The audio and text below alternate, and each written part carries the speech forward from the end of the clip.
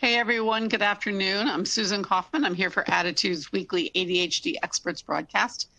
Today we'll be talking with Carla Counts Allan, Ph.D., about behavioral parent training, which is a well-established first-line treatment plan for children. It's one that's recommended by the American Academy of Pediatrics for preschoolers before medication with ADHD and alongside stimulant medication for older children. Dr. Allan will describe what behavioral parent training is, how it works, and what kinds of changes parents can expect in their children's behavior if and when it's effective. I'd like to introduce our speaker to you today. We're very pleased to have her here. She is Carla Counts Allan, PhD, a psychologist, and the director of ADHD programs at Children's Mercy in Kansas City, where she oversees programs designed to improve the lives of children. She's involved in graduate medical education. She's an active researcher. Dr. Allan's a frequent presenter on treatment interventions for children with ADHD, on disruptive behavior, and on anxiety. She serves on the ADHD Clinical Practice Guidelines Subcommittee for the American Academy of Pediatrics, and you can reach Dr. Allan at childrensmercy.org/profiles/Carla C. Allan. So thank you so much for joining us today, Dr. Allan. We're grateful, so grateful for your time. And I would also like to thank the sponsor of this week's webinar. We are always grateful to our sponsors, and this one is Omega Bright. Omega Bright 70-10MD is a proprietary high-concentrate omega-3 formulation. It was developed by Dr. Carol Locke while at the Harvard Medical School. It's clinically demonstrated to reduce anxiety by 20% in healthy medical students in an NIH-funded, double-blind, placebo-controlled clinical trial, and also to reduce inflammatory cytokines, IL-6, by 14%. So Omega Bright fish oils are available exclusively at omegabright.com. And thank you, Omega Bright. So just a few quick comments to our listeners about how our webinars work. Dr. Allan will speak for about a half an hour, and then we'll take your questions, as many as we have time for. When you'll enter your questions in the Ask a Question sentence section of the screen. If you'd like to download the slides now, you can do so by clicking on download the webinar slides in the event resources section of the screen. Some people like to print them out. When the webinar ends, and this is important, a post-event survey will pop up. It will ask you to rate the usefulness of the webinar first, and then it will be followed by 3 questions called required for certificate of attendance. If you're not interested in a certificate of attendance, just move on and go about your day. If you'd like a certificate of attendance emailed to you, then you should answer those 3 questions and hit submit. So thank you so much, everyone.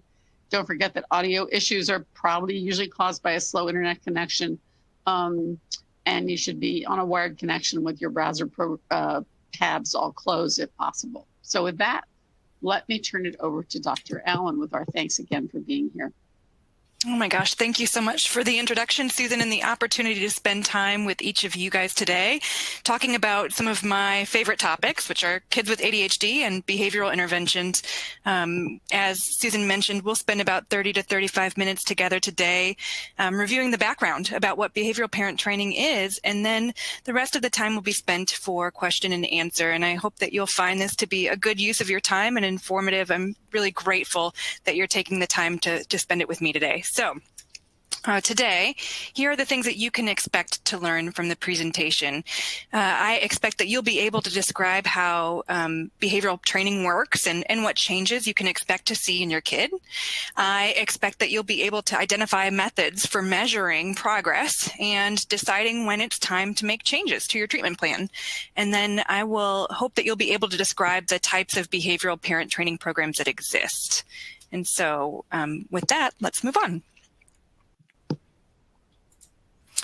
All right, so the first thing I want to talk a little bit about is what causes ADHD. And I want to do this because I want you all to understand why parenting is so central to treatment, no matter what treatment it is that you choose. So first and foremost, what causes it is one, genes. So we know that ADHD is one of the most sort of genetically inheritable disorders relative to other mental health conditions.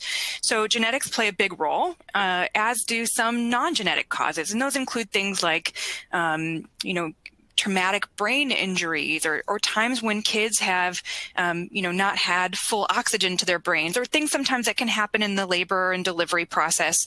And so those things can cause ADHD too. And it's important to know that no matter what research has happened over the last 100, 200 years, we know now that ADHD is not caused by social factors alone. There is nothing that you guys are doing as parents that are causing ADHD in your child. It's definitely not your fault that your kid has ADHD. I hope you hear that loud and clear today. But you are also the only person, or really the best person, in the driver's seat to be able to help fix the things that are challenging for your child. And why is that? It's because everything that you would do that's evidence-based to help your kid, all of it really relies on you. So for example, even as something as simple as starting medication, parents who have done that can speak very clearly to the fact that it's up to you to remember when it's time to get the prescription refilled. It's up to you oftentimes to help your child remember to take it in the morning. No matter what it is, it's all going to require effort from you. And so I just want to highlight that, to me, you all are super parents. I mean, parenting is difficult no matter what kind of kid you're parenting. It's even more challenging when you've got a kiddo with ADHD. And so again, I'm really grateful that you're spending time here with me to learn more about how to do it a little differently. Okay, so it's important to know also kind of how long ADHD lasts and how this impacts the course of treatment over time. So ADHD is considered a chronic condition, and you can kind of think a little bit of it like diabetes might be, right? If you've got type 1 diabetes, you're going to need to manage your blood sugar through the use of insulin probably throughout most of your life, actually throughout most of your life.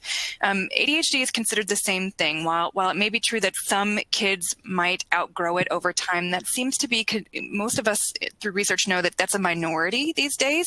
And the ones who do outgrow it typically are kids who have milder conditions of ADHD to begin with, and who still suffer some kind of lasting impairment, although maybe not at the clinical level anymore. And so the point is that early skill development and intervention is really important. And even with that, there are going to be bumps in the road developmentally that require you to return to treatment just to kind of re-up the things that you're doing and learning about. And so I want you to know that the treatment should be considered a process that might need to be reestablished for periods of time throughout the lifespan. In terms of theories of ADHD, I bring this up too because it's really understanding what science says causes ADHD is important, because those things should link to treatment. I say this because there are lots of people out there with lots of kinds of treatment that haven't been shown to be fully effective yet. And some that's even worse than that, I would say in some ways kind of preys on parents and families that are sort of desperate. And oftentimes they'll talk to you about their treatment cures ADHD because it targets XYZ, and XYZ are things sometimes that are known to not be related to ADHD at all in the medical literature. And so for me, I know that there's a lot of money and time spent in these treatments, and I want you to be able to understand what differentiates those that have been shown to be effective in research and those that are not. So when we look at what causes ADHD, broadly speaking now, we're looking at things called executive functioning deficits. And I'll kind of go through some of those one by one, but even more broadly than that, we know that ADHD is a deficit really in self-regulation. And so behavioral parent training works by helping your kids develop skills in self-regulation.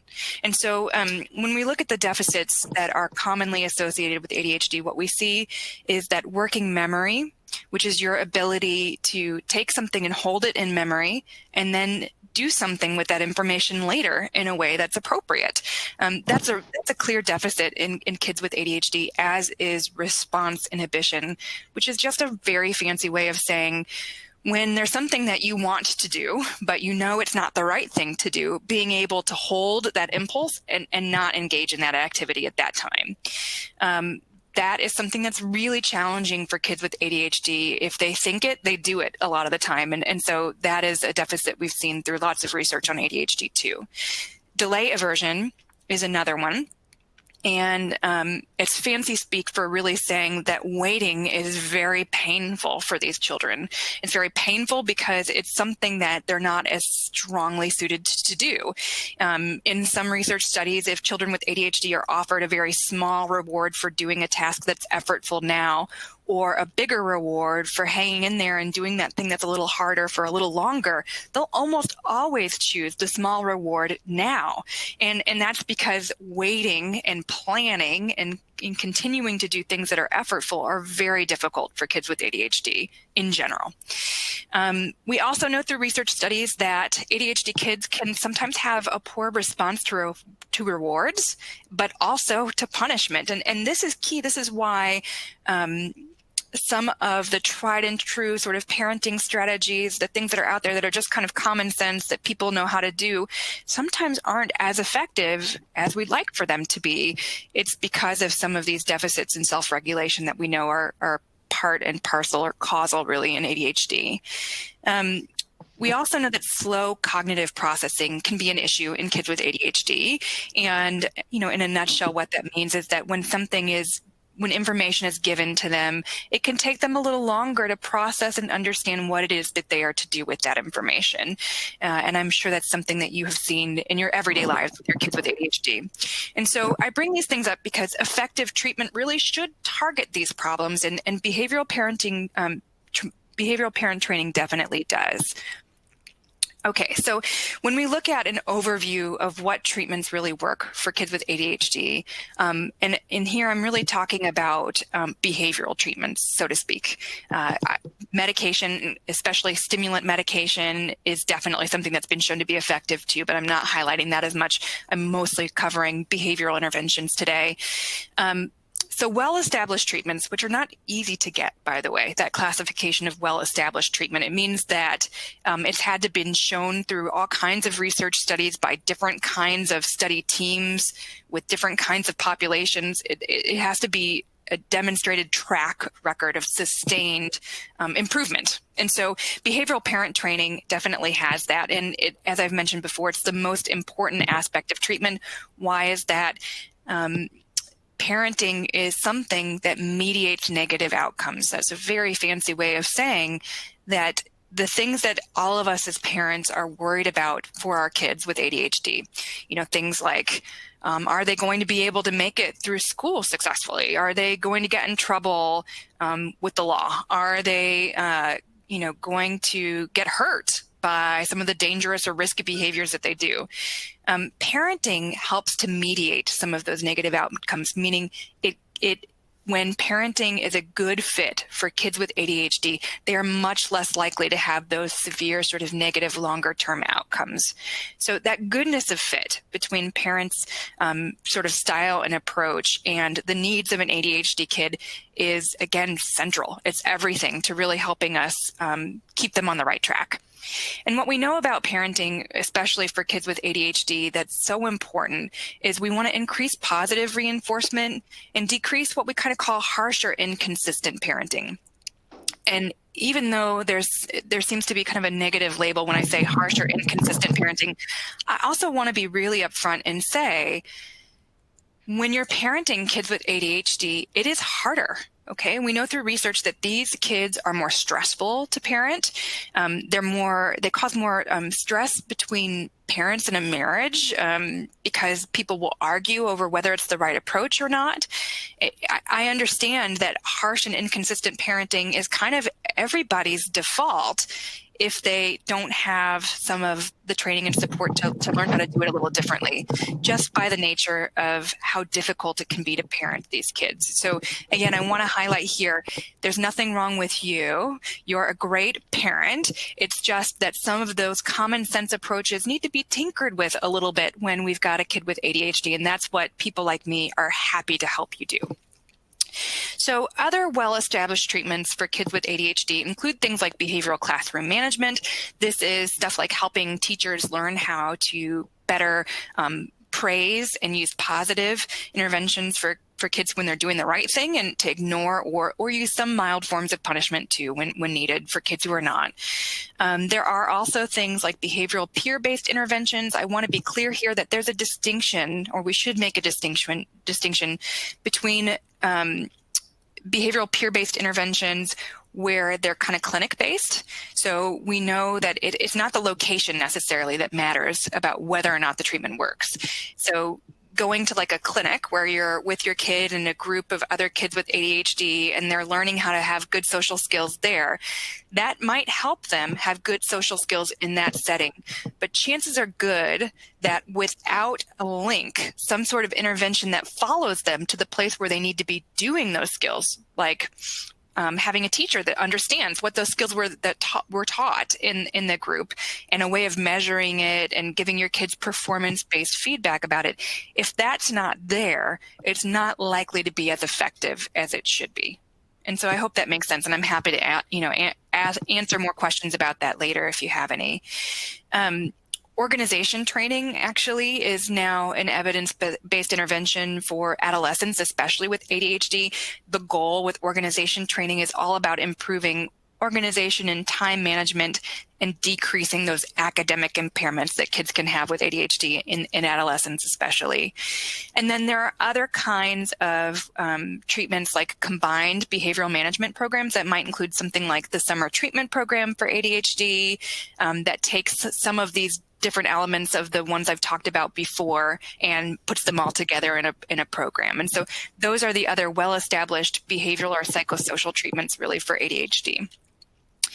All right, so linking back to those causes that we've talked about before with executive functioning, I want to kind of highlight here from a theoretical perspective why these things work so well for ADHD, okay? And so when you've got kids with working memory deficits, again, the ability to take information, hold it in your brain, and do something with it at the time that you need to, we know that's a weakness, and one of the ways that behavioral parent training will help your child overcome that weakness is by teaching you how to use checklists or even visual schedules to help establish new skills within routines. It's a really important thing for kids to understand what's coming next or what's expected, and the goal with this is to create some structure here that allows your child to take ownership of it so that it's not just you having to nag and reinforce and nag and reinforce. If we can create the visual schedule for them or use checklists for kids who are a little older, we're giving them the tools that they need, and then we can sit back and just reinforce as we need to. And so behavioral parent training, all of them, no matter which one you use, will help you with that. And just for everybody to understand, visual schedules include, if you've got like a much younger kid, you might have a little list in the bathroom with the first thing is we brush our teeth. So a picture of the toothbrush. The second one is a comb for your hair. And then the third one is like little pictures of clothes. So they understand the next thing to do is to get dressed. That's what visual schedules really are. Another way that behavioral parent training folks work on improving working memory is by teaching parents how to use more effective commands. And this is one of those things I think that sounds so silly at the outset. I mean, when you tell a kid to do something, it should be pretty clear what it is that you want. However, if we really stop and think about it in ourselves and we observe ourselves, you will find, I'm fairly certain, that sometimes you give commands that maybe have multiple steps involved in them. And so if you're a kid with ADHD and you're trying really hard that day and you're listening when mom asks you to pick up your shoes, go up to your room and get dressed. If you're a kid with working memory issues, you might be able to get through the first two, but if you fail on the third, even though you're 2/3 of the way successful, you're going to get some negative feedback, right? I mean, eventually you guys are going to have to leave in the morning to get to school. And so, what will happen? Parents will come up to the room and find them doing something else instead of the third step. And so then you'll have to use some reprimands. And that, on the whole, does not help kids or doesn't motivate them necessarily to do things a little differently next time. And so, effective commands are stated simply. You can use the word please, but oftentimes for kids with ADHD, at least initially, they're one-step commands. They're very specific. Please pick up your shoes. They go and pick up their shoes, and then you say, please put your shoes in your cubby or in your closet. that level of specificity is required so that they can start to understand cause and effect. When I listen and I follow through, my parents are happy with me. When we kind of couple a bunch of them all together, it just makes it a lot harder for them to be successful. And it gives you fewer opportunities to praise, which is so important.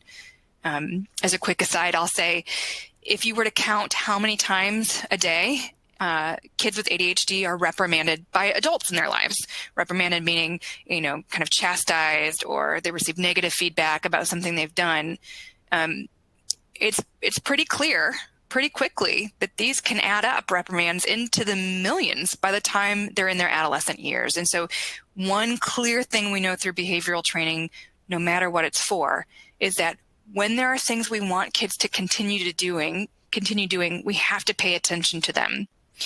And so if kids are getting a lot of attention, instead, negative attention for the things they're not doing, it's going to increase the frequency, the rate of those behaviors we don't want to see, which is why we got to kind of flip it around on its head a little bit. And so for response inhibition, which again, to define first, response inhibition is being able to keep yourself from doing something you want to do, even though you know it's not the right time or it's not appropriate. With response inhibition, what we want to do is use reinforced practice of pro-social behavior. It's a very long way of saying, and let me maybe give an example here. If you've got a kiddo who every time he's trying to share a toy with his sister gets really frustrated with her and ends up hitting her in the shoulder, what you'd want to do is be able to teach him how to do something better or different to replace that hitting behavior, and then you're going to want to reinforce it. And so if we're talking about maybe a kid who's 4 and again hits his sister every time she takes a toy, you're going to want to teach him to use his words instead, which is, will you please share that with me? Or coming to find you and asking you for help. Either one of those, I think we can all agree, is better than hitting his sister. And what reinforced practice means is that you're going to have him practice this in various parts of the house with various toys, and you're going to use little rewards to reinforce that. And so for a little kid, it might be you get a Skittle every time you're just willing to show me that you can use the words, will you share it with me? Or Mom, I need your help, instead of hitting her. When you do that, now you've gotten in some repetition, some reps, just like you would if you're trying to learn how to lift weights, right? Or anything else that we would expect, hit the baseball. Getting the reps in is so important for it to become a skill that can then be automatic, something that's just done correctly without us having to think too much about it. So reinforced practice is especially important when the thing that you want your kid to do is something they haven't yet done before, or a skill they don't yet have. That's the place to start.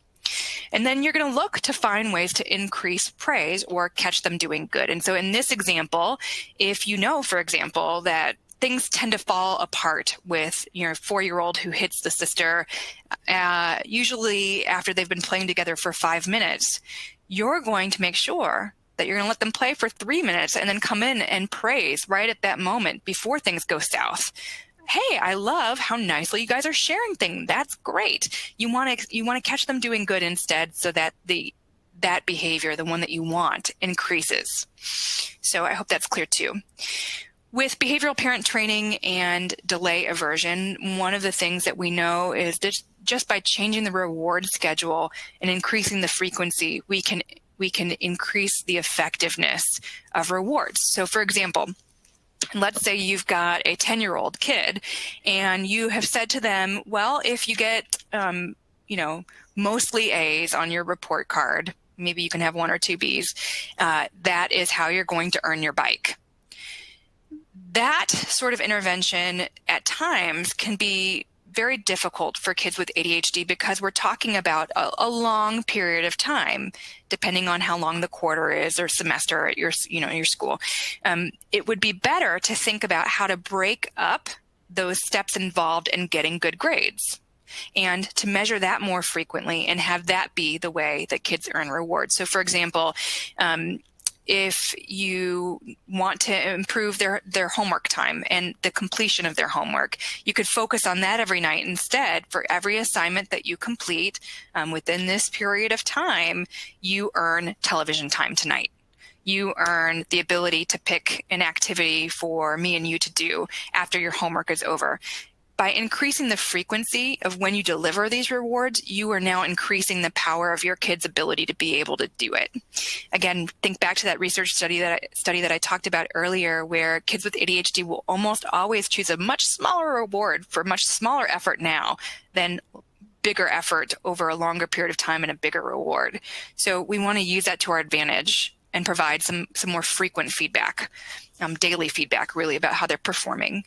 And so with that said, you can help with delay aversion or that difficulty with waiting by using timers. You can chunk work into smaller bits. If the whole homework routine, which lasts an hour, is too painful for them, for every 10 minutes of active work, they can take a short break or earn a small piece of a reward for later. And so all of those are built into most behavioral parent training programs. And then last but not least, you can use a combination of short-term and long-term rewards. And by this, I mean, short-term rewards would be daily ones where they're earning screen time based on how they're doing with whatever routine you're targeting, homework routine or morning routine.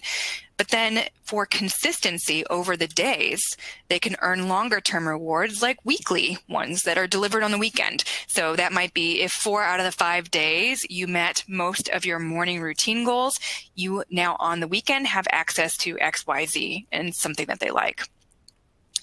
So in terms of that, addressing the poor response to reward, we always want to make sure that when we're setting up these behavioral programs that the goals are fair. And to do this, we're going to use baseline data to set the goals and adjust as needed. By this, I mean, if we're going to work on the frequency of disrespectful language towards you, the first thing I'm going to ask you to do is to take little tally marks of how many times disrespectful language is happening to you without us even doing any intervention of it first. I need to understand the natural frequency of this so that the goals that we're setting are fair. They're within reach. Why is this important? Because kids with ADHD can smell something fake coming from a far away. And so if we tell them, we're now going to have you earn rewards for doing this. And that means to be able to earn this, you can't be disrespectful at all today. They're going to look at you and say, no, thank you. I don't want to participate in this behavioral reward plan. We want them to be motivated right away. And that means they have to believe that it's within reach, the reward. You want to make sure that the rewards matter. Don't guess about what you think that they like. Ask and observe. So if you were to say to them, your whole Saturday, this Saturday is completely free. You can choose whatever activities that you want to do. If you were to ask them that, what would they choose to do? Keep some notes on that, and that gives you a sense of the things that they might be willing to work for in a behavioral reward plan. You want to vary rewards. You want to use a reward store. By this, I mean, I'll kind of give an example for myself. I am someone who really likes shoes. Anyone who knows me knows that shoes are kind of my thing. However, no matter how much I love my job, if Children's Mercy tomorrow were to tell me that your paycheck can now only be spent at the shoe store down the street, I would first maybe be really happy about it, right? I could buy all of the shoes that I wanted, but pretty quickly I'd be bored with the shoes that I have, and I would be less likely to show up to work. The same thing happens with kids in behavioral reward plans at home. We need to switch them up ever so often, replace ones that are boring with some new ones. We want to use a reward store where I could buy shoes, certainly if I wanted to, in my own example, but my hospital could also allow me to go and buy food that I like and other things, real world stuff where you have some choice in it. It's important to make our economy in behavioral parent training look like the economy that kids really want to use, where they have some choice and flexibility in it. As I said before, short-term rewards teach the skills. And by that, I mean daily ones, right? So if we're working on the homework routine, I want kids to be able to earn rewards on Monday as soon as they've completed the homework routine in the way that we've asked them to. But I might also want for them to earn on Saturday rewards that are bigger, that reflect how well they've done throughout the week, to teach consistency in the utilization of those skills on Monday, Tuesday, and Wednesday. I hope that makes sense. All right. In terms of poor response to punishment, no matter what behavioral parent training you use, they're all going to help you build the relationship first. This is key because no matter what kind of excellent parent you are, kids are going to want to work even harder for you if we can find ways to decrease the reprimands and increase those positive feelings. Certainly you all can think back on your own experiences in work and think about which bosses did I love working for and which ones not so much. And oftentimes the ones you loved working for, they were inspiring. They gave you a little bit of freedom or some choice over what your day looked like, maybe. Certainly, they provided a lot of reward for the choices that you made that were great, and they didn't harp too much on when mistakes were made. We want to take that same sort of relationship between boss and employee and what makes a good relationship and instill that in the way that we work with parents and children too. So again, praise and rewards are going to be prioritized over punishment. All of these programs will teach you how to use planned ignoring. That's a fancy way of saying you are going to choose just a few behaviors, not the most severe ones, that you actually just completely ignore when they're done.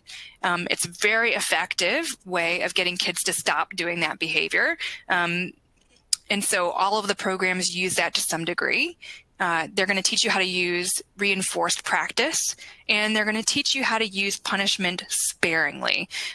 That's important because, again, too much punishment makes it so that kids don't want to work for you. They don't want to replace those negative behaviors with the new ones that we need to see them do. And so in terms of punishment, most behavioral parent training programs will focus on timeout or job grounding as ways to do that. Timeout is what it sounds like. It's time out from positive reinforcement. Depending on the age of your kid, that can be pretty brief as it takes for them to calm themselves down and get out, or it could be a little bit longer based on their age. There's not as much evidence-based or science to the length of timeout, by the way, as people think that there ought to be. I always advocate for very brief timeouts. Why? Because the goal with all of these things is to help kids understand cause and effect. If I do this, this is what's coming. That is more likely for kids to understand when you can do timeout every time the bad behavior happens. When there's a really long timeout, there's nothing else for you to do, really, except for to hold that timeout. And so while kids are in timeout, they can continue to, be verbally disrespectful to you, and there's nothing more that you can really do about it. And so I hope that's clear, but what I'm really saying here is brief is better because there's a greater one-to-one correspondence there between what has happened and what the consequence is, which is key to helping your kids understand cause and effect. Job grounding is another method of that, which is effective and used for older kids. Job grounding essentially is a way of having kids be grounded from the things that they like to do until they complete a chore, and the chore should be brief. So no matter what punishment you're using, though, it needs to really meet these 4 criteria, which is fair. It's got to fit the crime. It needs to be mild. It needs to be delivered as immediately as possible to when that behavior that you didn't like occurred. And it needs to be consistent so that you, whenever you see it, the punishment happens, but also whenever dad sees it or grandmother or whoever else is involved in that child's life, or whenever you see it on a Monday, the same way as when you see it on a Tuesday. That consistency is really important. So moving along with slow processing speed, behavioral parent training really helps you understand the importance of not rapid fire reissuing commands, because all kids take a little bit of time to process the language. In fact, even kids who are really compliant might take as long as 10 seconds, especially if they're busy at the time that you asked, to kind of process what you've asked them to do and to start to make a reasonable and appropriate effort to comply. And so I would encourage you, and behavioral parent training people they'll encourage you to start to count to yourself after you've given a command to 1 Mississippi, 2 Mississippi, 3, until you get to 10 Mississippi before you even think about reissuing the command. I'd encourage you to check it out for yourself and see how long 10 Mississippi feels to you. It feels incredibly long for me. It's very awkward when you think about it that way, but it's so important. Again, it'll teach you how to use effective commands. It will also teach you that you want to ensure good eye contact and be really close to kids before you issue the command so that they know you're serious about it and that there's nothing distracting them in between you and the command. And then if need be, you can assess for understanding, especially when you're close.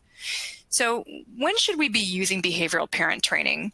Well, as often as possible, certainly. And some researchers go so far to say, and it's based in good research, that you should preferably start behavioral parent training even before medication. And I will tell you that clinically speaking, though, this is my exception, a clinical exception. It's not necessarily based on research. I do think the exception here, though, is based on when you've got kids with major safety concerns. And so I think about that in kinds of two periods of development. When you've got little kids, potentially with ADHD, who are very impulsive and are leaving your house without your permission or climbing on things or doing dangerous stuff that they've gotten injured, I think medicine is a pretty reasonable place to start. In those kids, and that behavioral parent training can start soon after. I would also say that for adolescents who are driving, there is some data to suggest in those cases that medication can really be helpful in minimizing accidents that could be a problem out on the road. And so I think those are two exceptions. The reason medication should be used after behavioral parent training, according to that study, the Pelham et al. Study in 2016, was that parents were less likely to attend behavioral parent training and less likely to do their homework and complete the sort of assignments when their kids have started medicine. And so, I kind of want to make this distinction between medicine helps with symptom control, but it doesn't necessarily help with impairment or teaching new skill development. And that's where behavioral parent training comes in. And that's why those two of them together are so lovely. You could also think about starting behavioral parent training under other circumstances, like when the diagnosis isn't purely well established, when there are other disruptive behavior disorders that come along with it, when the response to medication is incomplete, or certainly for younger kids too. All behavioral parent training, though, should take a very data-driven approach. These slides are really just meant to show you the level of specificity that we should be aiming for here when we're looking at measuring baseline behaviors that are a problem for kids. So you can see there's a definition, for example, of complaining and whining that makes it really clear so that you, me, the neighbor next door, all of us know when an instance of complaining and whining has happened and we can tally it correctly. All behavioral approaches take that data-driven approach that also helps us monitor progress over time. And so that's how you would know, too, if something needs to be changed. And so this also here on this slide is an example of a daily report card in the home setting, which is a very evidence-based intervention. What you can see here is it clearly defines the behaviors that are expected for a particular child, and it also highlights what their rewards might be for meeting the different goals. And I want you to pay attention to the fact that it's not an all or nothing, right? It's not you either meet all 4 goals and you get your TV time or you get nothing. Every step in the right direction deserves some kind of recognition. And so all of that is highlighted in that data-driven approach. What changes should you expect to see? You should see small incremental decreases in problem behavior. Behavioral parent training generally doesn't result in automatic large decreases in problem behavior. It takes time and practice on your part to deliver it so that your kids can learn from it and adjust their behavior accordingly. And so you'll see gradual increases in positive behavior. Certainly you will see slow but steady improvements in your relationship with your child, and you will start to feel more in control and at peace with your parenting, which I think is priceless. How will you know it's working? As I kind of highlighted before in those data-driven sort of charts, you'll know through the frequency or duration of problem behaviors whether they're slowly decreasing, because your behavioral parent training therapist should be able to help you measure that over time. Some will use rating scales that measure impairment over time that help you evaluate progress, and they'll share the results with you. You should be able to see over time, are we getting there or not? And most importantly, I want you to know that side effects do happen. They're real in behavioral parent training too. We talk about them all the time with medicine, like sleepiness or irritability. There are side effects that can happen in behavioral parent training too. In a nutshell, when we teach people how to do planned ignoring, if we haven't been careful about that, one of the things that can happen is that any kid who is now being ignored for something that they used to get attention for, what are they going to do? Well, they're going to increase the frequency or intensity of that problem behavior for a while, hoping that they'll get that familiar response from you again, where you're giving them attention or it's getting them out of something they don't want to do. if we start to provide attention right when that behavior has gotten a lot worse because we've been ignoring it, we have now reinforced a new level of that problem behavior that might even last. And so those are things to pay attention to. If you're seeing those things, you should talk to your therapist about it. Don't just quit. It's really important, and there are things we can absolutely do to address that. What programs work for ADHD? These are all effective behavioral parent training programs. All of them are fantastic with great research evidence behind them, and all are available in different parts of the country for sure. One of the things that I want to highlight here is that some might be a little bit more effective for one age versus the other. And so when you're asking yourself, which one is best for me? The simplest answer is the best here, and it's the one that's available and the one that you can do. And so some of these require more time than others. So for example, parent-child interaction therapy is fabulous, but it will probably take at least 16 sessions to get through it. And you may not realistically or feasibly have the ability to come back over 16 weeks. That's cool. Admit it, and then pick a program that is more closely aligned with your goals. So all of these programs on the previous slide share similar components but differ by the number of sessions or pace, whether it's a group format or individual. And then some target specific age groups. Like I mentioned, that parent-child interaction therapy is typically for children 7 and under. All right, just a few more, so hang in here with me and then we'll get started on our Q&A.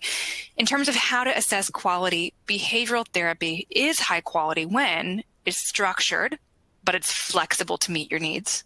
When it's all about skills practice and performance feedback for your child, meaning it helps you figure out how to give them some feedback about how they're doing and practice those new skills. And the feedback needs to be pretty regular.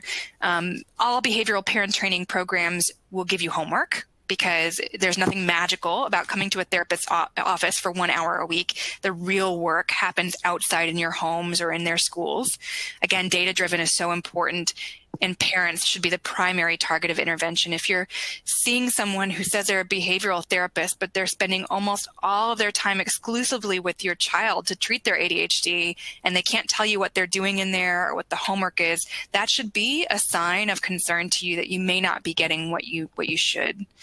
And then when should you consider changes like adding medicine if the rating scales don't show the improvement after you've had several appointments and you've been completing your homework?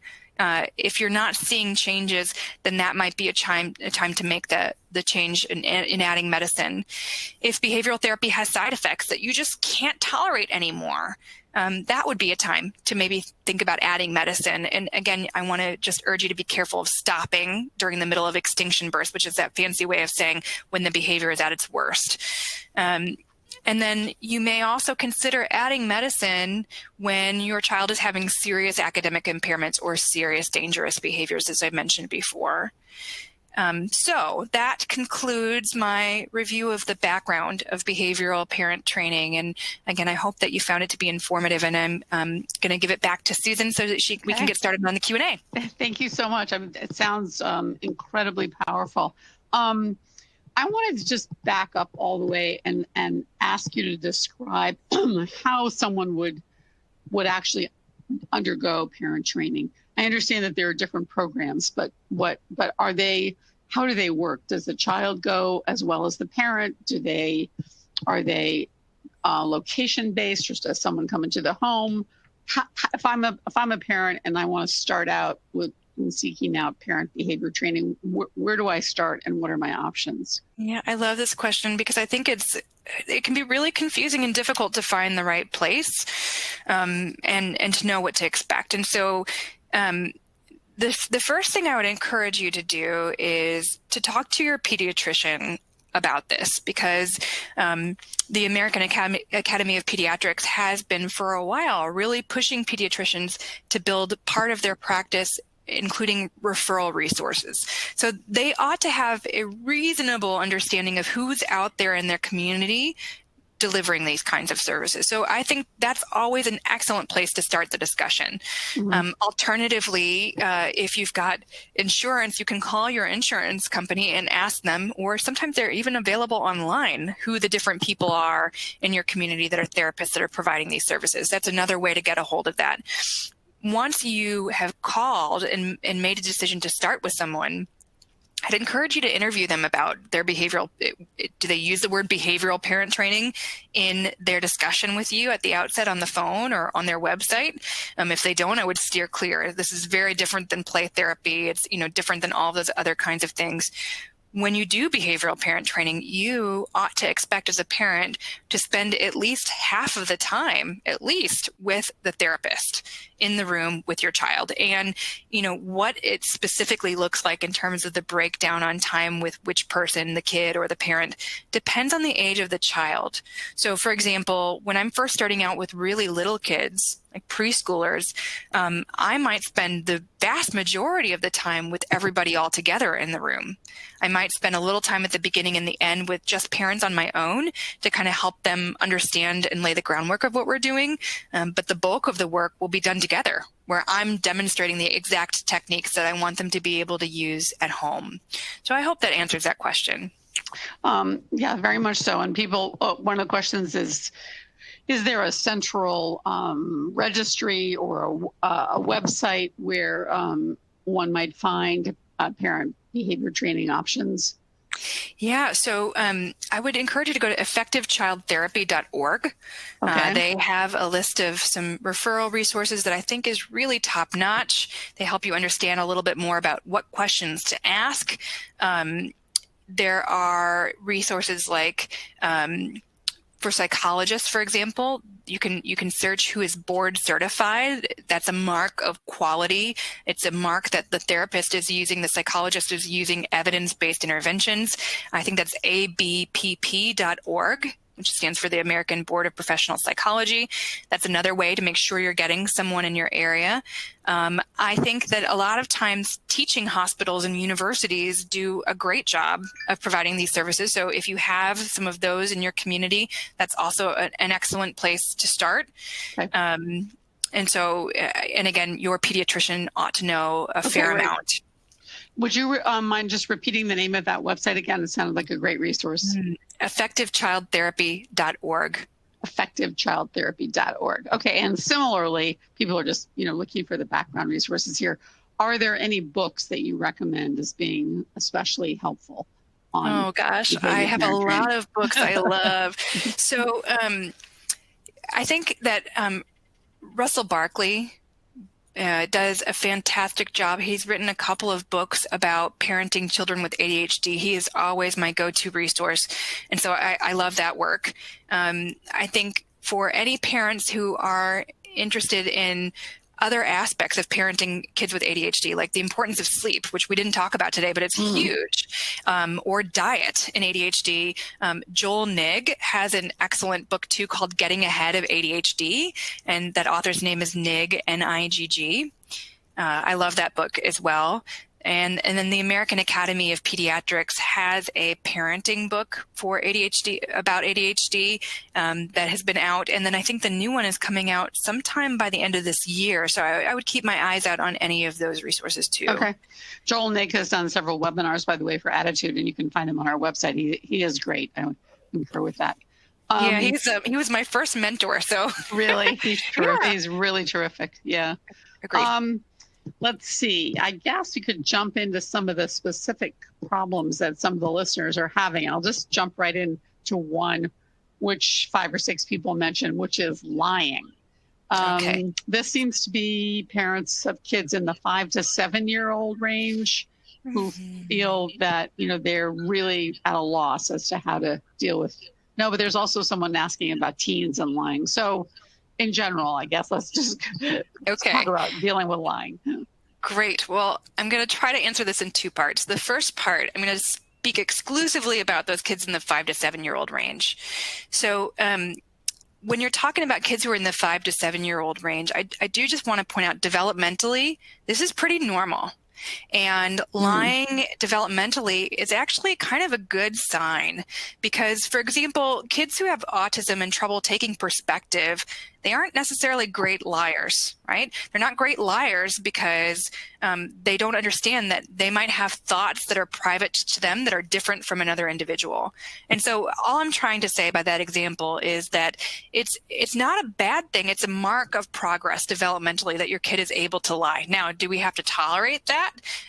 Absolutely not. And so regardless of age now, I'm speaking about the general approach for dealing with lying, whether it's an adolescent or a kid who's 5 to 7, is to, first of all, reduce the opportunities to lie. By that, I mean, as parents, we're not going to ask them questions that give them the wiggle room. If we already know the answer about what has happened, we're just not even going to ask. We're going to deliver the consequence. So, for example, if I know that they've taken something of mine without my permission, I'm not going to say, did you take my makeup? I'm going to say, my makeup is missing and therefore you have a job grounding card. So the first thing is we're not going to put them in the position to lie. Any kid who is reasonably smart is going to try to lie in that situation, hoping that they're going to get away with it. And we don't want to fault them for that. So that's the first thing. The second is you are now going to have some discussion around telling the truth and why it's so important. But we're not just going to have discussion around it. We're going to positively reinforce them for it. So you might create like a behavioral system where, hey, every time I ask you something and you've told me the truth, and I know that before it would have been hard for you to do, you're going to earn some rewards for truth telling. And then you're going to use job grounding or timeout, depending on their age, for opportunities where you've known they lied.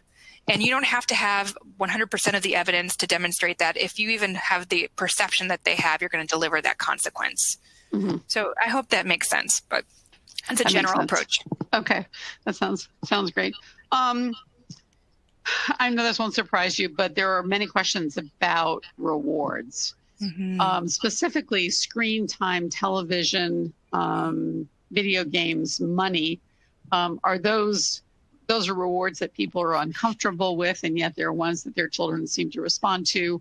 What are your comments on screen time and as rewards in their reward? Yeah, area? It's tricky. It's tricky. So, first thing I'll say is that in general, screen time is not, it's not something that anyone loves to do for their child. We know that it's probably not going to make them smarter or a better person necessarily. So I understand, I think, to some degree where that comes from. And yet at the same time, if that's one of the things that most strongly motivates your kid, and we have got to teach them some skills that will last a lifetime, that may be one of the best ways to get the process started. And so, I would never say that the amount of it needs to be unlimited. It can be within American Academy of Pediatrics guidelines about, how much screen time people should get, which, by the way, I think they have a family media planner on their website, which is lovely. Oh, I love it. And it includes kind of contracts around that. And so that might be another great resource for people to check out. The American Academy of Pediatrics website. Great. Yeah. And so I think it's called their family media planner. Okay. But kind of backing up to that question, food rewards, screen time rewards, none of those are things that people love doing, or money even. But if they motivate our kids, I would encourage you to think about it. One is not bribery, because that's definitely something I hear. Why do I have to bribe my kid, or why do I have to reward them for something they should just be doing? The answer is yes, they should, but they're not. They're delayed in their development in part because of their ADHD. And so to help them get there, we have to motivate them by something that matters. And so you may start out that way, but gradually over time replace it with other more meaningful social rewards. Okay. What about kids who, there are 4 or 5 examples here, just full on meltdown, just really angry, hit back, just out of control. One parent says she tries to wait until that passes before talking to him, but she's not really sure how to best proceed with a kid who really has a serious meltdown, explosive behavior. Those meltdowns are the worst. They feel like a million minutes have gone by when in reality it's only 2. And I think it can especially feel that way when those things happen out in public or in a situation where things feel unsafe.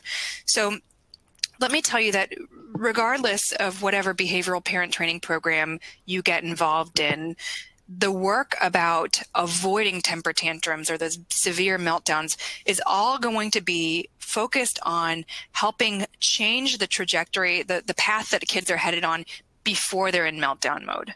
Right. Okay, so it's going to be all about helping you recognize what those sort of pre-triggers are and what their signs are that they're starting to get escalated, and then figuring out ways to not remove expectations, but maybe change it a little bit so that we can chart a new course. Once we're in severe meltdown mode, there is not a single magical thing that you can do to turn it around. There's nothing. These are sort of, you can think of them like as explosions and followed by some fire. Like there's no fire extinguisher necessarily, except that you do want to try to limit your attention as much as possible during that, because it can serve to provide some additional fuel for the meltdown that would have ended on its own otherwise. And you can do things to help maintain the safety of the environment for you and your child without talking much to them. Once they're in meltdown mode, that's kind of the best that you can do. And so that might mean bobbing and weaving with your own body so that you're not in the line of fire, so to speak. It might mean picking siblings up and taking them to another room. But it shouldn't be a lot of one-on-one coaching your child through their emotions and the wording to express how they're feeling. When they're that escalated, there is no win. It's just waiting. Just wait till it's done. Yeah. Yeah. And so, I will also say that in my work with parents, I do a lot of development of coping strategies for parents. So cognitive behavioral techniques on ourselves as adults, things that we can use to help us maintain some comfort in those moments that are so stressful, deep breathing, kind of all of those things. And so good behavioral parent training will cover that too. Right. Absolutely. Because the parents need help. Several people have asked how to proceed when their spouse is not on board. So, what's the best course of action when you're the one who's trying to use these techniques and your partner, your spouse is just not on the same page? Gosh, well, my heart goes out to you when that happens, because there's nothing more frustrating than feeling like you're putting in the work, but that maybe in some ways you're not seeing the full benefit of it because kids are getting different approaches based on which parent is interacting with them. So, I guess I would say part of what maybe needs to happen is potentially helping the parent understand what the deficits are with ADHD and why these things are helpful. So, I think a lot of people have these very, kind of old school ideas about what ADHD is and what it's not, and that these things are all fluffy, duffy, hippy dippy stuff. The reality is there's a long science base to it, and there's a long history of understanding the real brain differences that happen in these kids. And so if it's a difference of understanding about the science, I think that's step number one. And getting them to come to one office visit with you, where hopefully the person they're working with can help explain that, might be step number one. Step number two is, I think, just owning it and doing your best, recognizing that the result you're going to get from the behavioral parent training is going to be less. It's not going to be as good as everyone was using it consistently. But having one parent deliver consequences and praise in the way that we know is the best fit for kids is better than having no parents do it at all. Yeah, that makes sense. Last question. Unfortunately, we're out of time. There's so much we could talk about here. How does parent training, behavior training work in a school setting? And how does it translate to school? Yeah, I love this question. And it's something that, scientists are starting to get a lot better at these days. So integrating what we know into the schools sometimes takes a number of years. So we might know that a certain treatment is effective 10 or 20 years before in practice it actually starts to get used in schools. And there are whole fields of people and clinics that are now working on the dissemination of this information. So long story short, The daily report card for kids with ADHD is an incredibly evidence-based intervention. It's a behavioral intervention. In fact, it was on one of those slides that I showed you. There are ways of doing that just for classroom behavior that dramatically improve the rates at which kids complete their seat work and their homework and having their materials and being on time and all the things that can be problematic in the school setting. And so that daily report card intervention is priority number one for a lot of these kids. Yeah, and I want to say that you can find daily report card samples all over the place, but we do have some on the Attitude website. So if you use the search engine, you'll find some printable daily report card set for different ages, and they really are very helpful for translating school to home. So, Dr. Allan, thank you so much. The work you're doing is amazing, and we're really grateful for your time today. It was a wonderful presentation, just really clear, and thank you again. Thank you. Listeners, next Tuesday we have Ann Dolan, who, if any of you have heard her, is also super presenter on the very popular homework topic, getting homework done on time and without drama, next Tuesday at 1 p.m. And then the week after, we have Chris Dendy, which specifically what teachers need to know about students with ADHD in the classroom. So don't forget to come back. And if you are looking for a certificate of attendance, just stay on. You'll see, and when that webinar ends, you'll see a pop-up and a screen with some questions. Answer those, and you'll receive your certificate by email. So thanks, everybody, and have a great week.